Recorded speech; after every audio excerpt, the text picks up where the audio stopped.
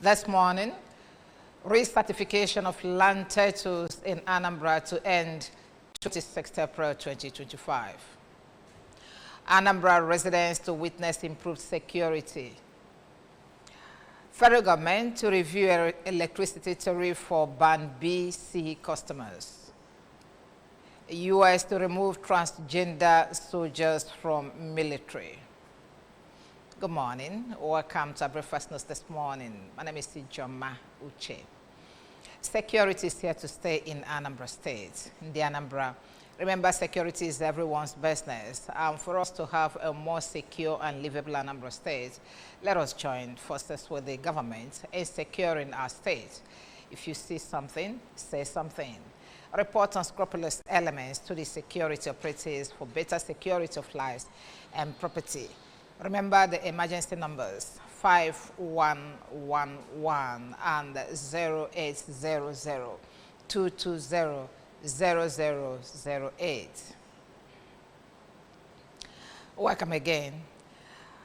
In a significant step towards enhancing land management and governance in Anambra State, Governor Chukwuma Soludo has officially launched the Anambra Geographic Information System, ANAMS-GIS initiative.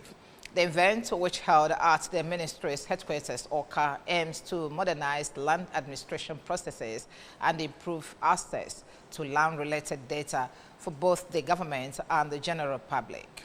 Government House correspondent GK Abana Father's report.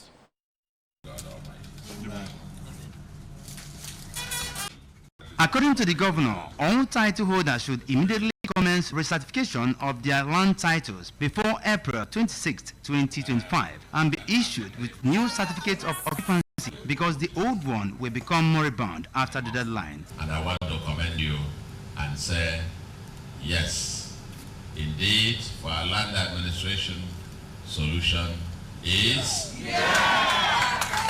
Solution is here. And we'll keep stepping up. And so, to all our title holders in the Anambra, those who need land for allocations for investment, those who want to process titles, those who already have titles, there is a window for recertification. In his remarks, the Commissioner for Lands, Professor Amucha Zofonze, hailed the GIX initiative as a game changer for land administration in the state. With the flag off of the GIX initiative, Anambra State is poised to set a benchmark for land administration practices in Nigeria, signaling a proactive approach towards integrating technology in governance and ensuring that land resources are utilized sustainably and equitably. One of the highlights of your manifesto was to create an effective and efficient land administration system and to restore confidence of the public in the Ministry of Lands. And like we all see, the solution has indeed come to the Ministry of Lands. The chairman of the Nigerian Labour Congress in Anambra State, Comrade Humphrey Nwafo, has urged federal government to always seek the input of major stakeholders, especially labor leaders, in policy formulation. Speaking to ABS on the proposed 50% telecommunication tariff and planned charges on automated teller machine ATM and point of sale POS by the central bank, Comrade Humphrey expressed worry over the planned hike, which will commence by March 1st. Saying that the move will cause more hardship on the people, especially the civil servants who depend on monthly salary for everything they do, and called on the central bank to shelve the idea. The chairman of the Nigerian Labour Congress in Anambra State, Comrade Humphrey Nwafo, while commending Governor Chukwuma Soludo for the payment of the 70,000 naira minimum wage to the state workers, called on other governors who are yet to commence the payments of the minimum wage to their workers to commence immediately to reduce hardship for the people. Anambra State government has confirmed that all arrested native doctors, including Akwokoko Tiwalako, Ekehit, Onyeze Jesus, and others, still remain in his custody as investigations are still ongoing. The State Commissioner for Information, Dr. Lomefo, disclosed this in an exclusive interview with the ABS while addressing recent social media speculations that some of the arrested native doctors had been released. Correspondent Emmanuel Okonkwo completes the story. Dr. Mefo made it clear that his office has never issued any press statement regarding the social media post, which also listed some names of native doctors it says are still under custody and when they will be arraigned in court.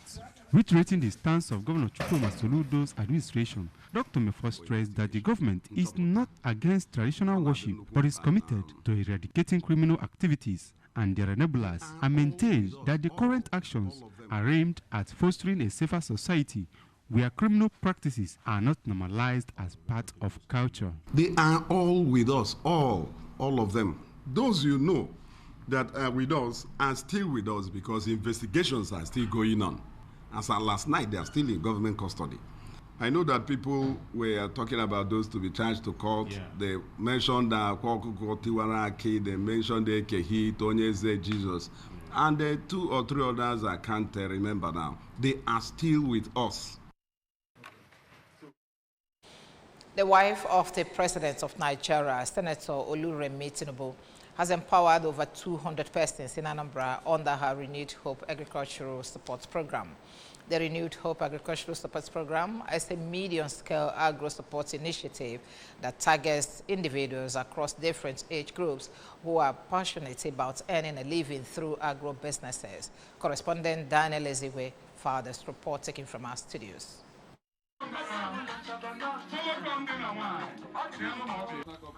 Presenting the empowerment items at the Governor's Lodge, Amobia, on behalf of the President's wife, the wife of Anambra State Governor, Mrs. Nonye Soludo, noted that the beneficiaries were selected through a transparent, random process that took note of individual criteria for the training and empowerment programs.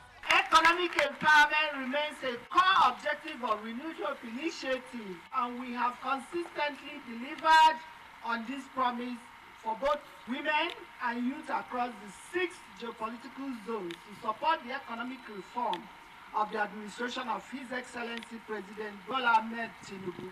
As you go back home today with these valuable items, I urge you to make the best use of them. After meticulous selection of almost 500, after the training, the examination was done to select the best and people that will utilize this thing. And they have almost more than 200 people here that have been trained and successfully passed the examination. So it's no longer just normal empowerment. It's empowerment that will produce results. Some beneficiaries, Wayne Anibogo, Raphael Onwalo, Udozo Chinyere, and Hilary Obiajolo, said that the empowerment tools will greatly help their agri practices.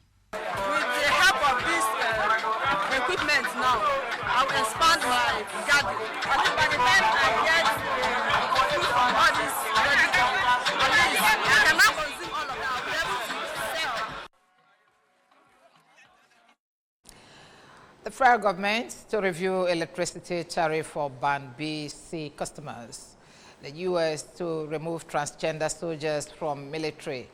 These and many more are the stories still coming your way after this break. My champs, they use energy at school. Your champs need nourishing energy. Give them the new and improved Milo at breakfast. It has nutrients that support energy release. Welcome back. The federal government has announced plans to regularize electricity tariffs in a bid to address disparities in the current billing system, as well as encourage investments in the power sector.